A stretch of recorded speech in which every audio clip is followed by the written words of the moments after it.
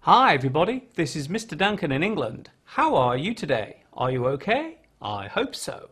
Are you happy? I hope so. Here we all are once again with another selection of your questions and queries concerning the English language and my work here on the World Wide Web. So let us get straight underway with our first brain picker for today.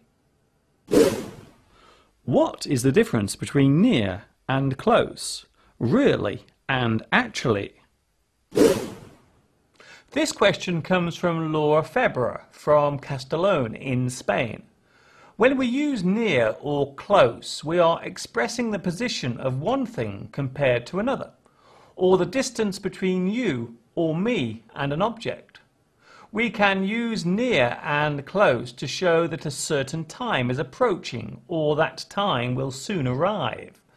Close can also be used to show a similarity between two things, a close resemblance.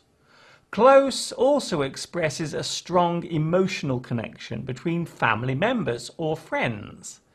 We also have nearly and closely. Nearly tends to relate to events and time, while closely tends to relate to two or more objects or an action involving one or more objects. Really and actually. There are some subtle differences between really and actually, but generally speaking they have the same definition. Something real or actual. When expressing an unexpected event or a contradiction, we often prefer to use actually. Actually, I don't like going to bars. He actually stood there completely naked. Really can be used as a single word response to something incredible. Really? A special hello. I would now like to give a special mention to a gentleman named Harry Pearl, who lives in Rochester, New York, in the USA. Harry has been a keen follower of my video lessons for the past 2 years and has himself used some of my work over there to demonstrate the educational power of the internet and its usefulness in the classroom. I think to be a good teacher you must have the passion to do it and always have the next lesson ready in your mind. I always say that it is not the last lesson that defines a teacher, but the one that follows it. It is that same driving passion that I discovered for myself during my time teaching ESL in China. Thank you, Harry, for your support and keep up the good work over there.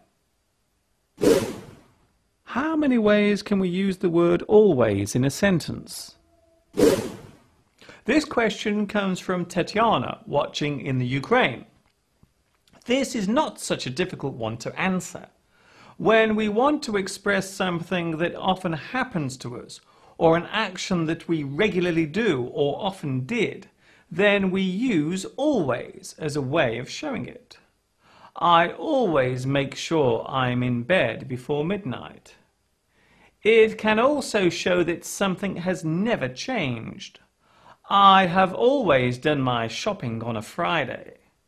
It can be used to define something that will not change in the future, such as a vow. I will love you always. The head, body, feet, arms, hands, glasses, and a little hair. And a big smiley face. Boop. Look, it's me. Before I leave you today, I would like to say a special hello to Rama Reda from Constantine in Algeria, who asks about my future full lessons. Well, Rama, there will be some new full-length lessons appearing on my main channel very soon, including a new version of Lesson 7, all about health and exercise. So keep a lookout for that. A special hello also goes out to Alessandra Rebecca, watching in Italy, who asks if there is an easy way of understanding people who speak English quickly or fast. Well, even for a native speaker such as myself, there will be times when a certain English accent may be hard to understand. So, do not worry too much about it. Remember, never be afraid to ask a person to repeat what they have said if you did not catch it the first time. Also, a big hello to Khurshid Ahmed Khan, watching in Pakistan, who I recently had a nice chat with on Facebook about my teaching work here on YouTube. That is all from me for today. Keep on watching, keep on asking, and I will see you all next week for some more questions and answers. This is Mr. Duncan in England saying thank you for asking me. And of course, ta-ta for now.